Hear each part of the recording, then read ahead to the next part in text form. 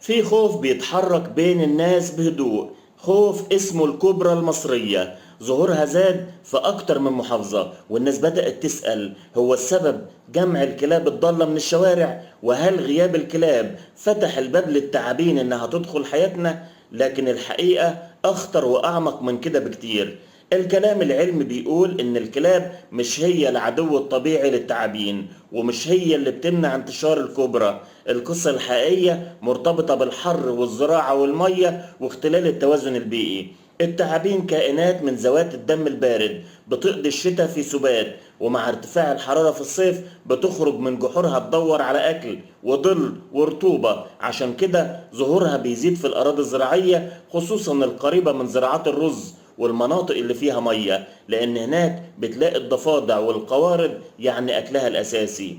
بس المفاجأة إن المكافح الطبيعي الحقيقي للكبرى هو حيوان النمس المصري. النمس عنده قدرة غريبة على مواجهة التعابين ومهاجمة جحورها وتعقبها بحاسة شم قوية، وكمان جسمه متكيف بشكل يساعده يقاوم السموم العصبية.